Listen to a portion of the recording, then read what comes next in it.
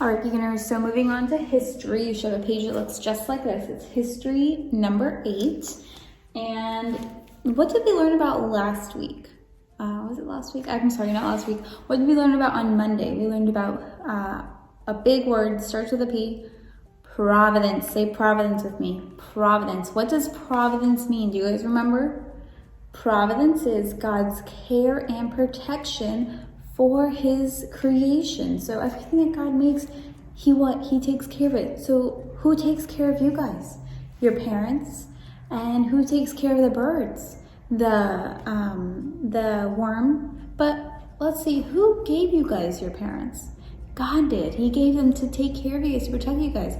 Who made the worms for the birds so they can eat?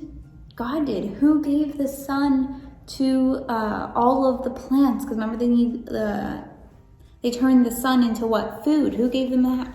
God did. God gave all of his creation protection and care to make sure that they can keep on living. So we're going to learn about Moses' story today because it talks a lot about providence in his life. I'm going to read you some small little passages, and while you do that and while you listen, go ahead and color. Now when we color, we're going to color nice and slowly. So first we're going to read Moses, and Moses is in Exodus 2. So if you're group A, go ahead and trace wherever I wrote Moses, nice and slowly, take your time. If you're group B, go ahead and write Exodus 2 right here on the side. All right, because we're going to start with Moses. So this is what Exodus looks like. So you're going to write the first one. Exodus what? Exodus 2. All right, so go ahead and color or write Exodus while I read you the story of baby Moses. All right, this is many, many years later. And the Israelites still lived in Egypt. A new Egyptian pharaoh had made them into slaves. Oh no. But the number of Israelites continued to grow. So the evil pharaoh ordered that all the Israelite baby boys be thrown into the Nile River. So what was happening? There was an evil pharaoh. A pharaoh is like a king. So there was an evil king. And did he like the Israelites? No, he didn't. He wanted to get rid of them. So all the Israelites that were there, he made them what? His slaves. He put them to work. He didn't give them much food. He didn't take care of them. Slaves are not taken care of. He didn't care about their lives.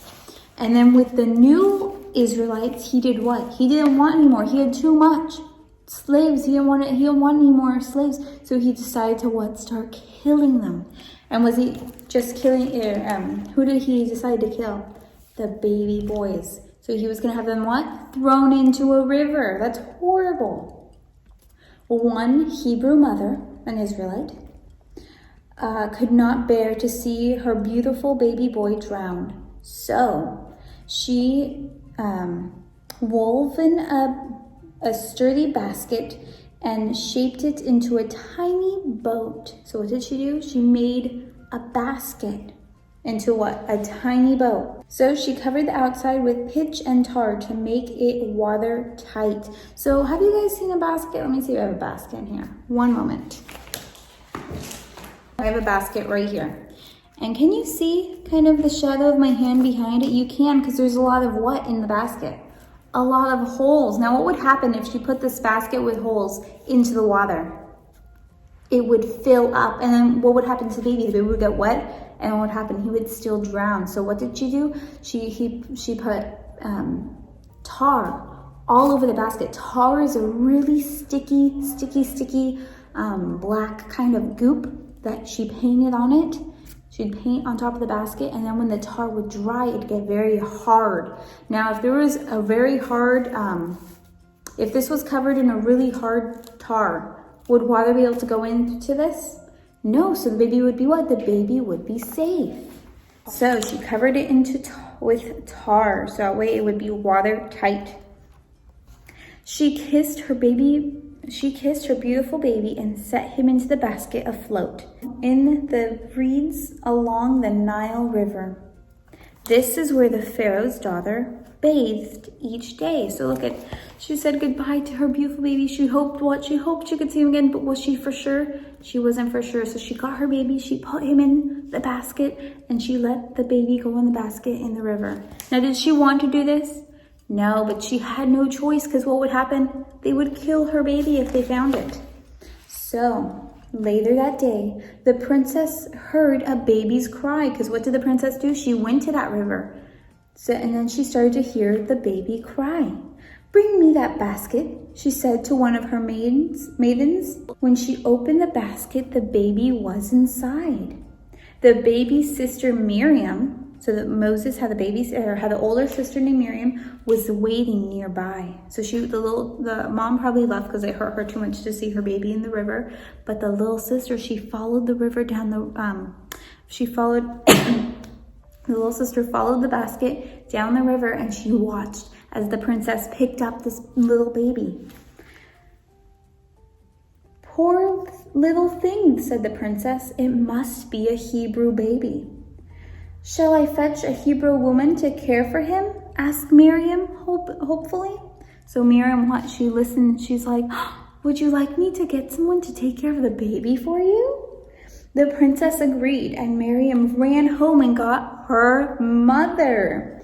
The baby boy was spared, and his very own mother took care of him. I shall name this baby Moses, said the princess, for I took him up out of the water, and she raised him as her own son. So what happened? Moses was in the river, the princess picked him up, and Miriam, the baby's real sister, said, should I get someone to take care of the baby for you, princess? And the princess is like, of course, go get someone to help me with the baby. And what happened? Moses' mother got to help raise who? Moses. Isn't that so special? God was looking out for Moses this whole time. He was looking out for his mother as well. She was able to take care of her baby and make sure. What happened? The princess spared the baby's life, so Moses never died. That's God's care and protection. All right, so that goes with this right here, and that's why we wrote Exodus 2, because I just read you Exodus 2.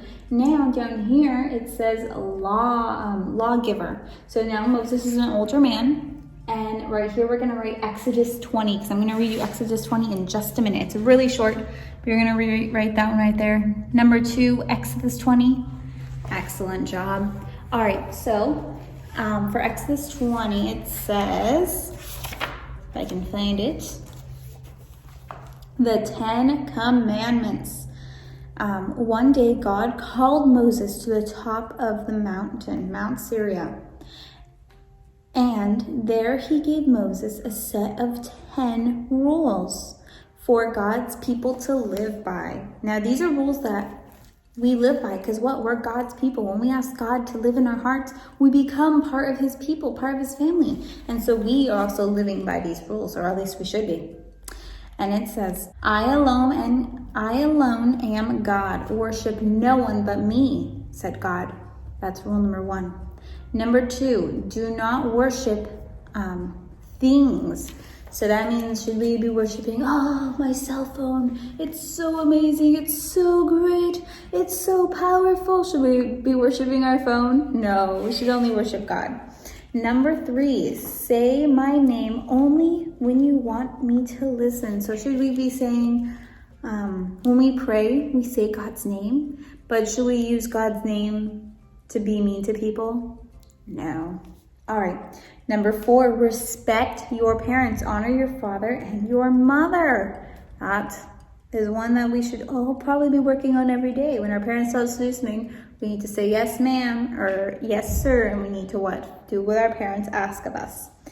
The next one is, do not take a human life. That means, can we kill people? No. Just like the evil Pharaoh was killing babies, was he supposed to be doing that?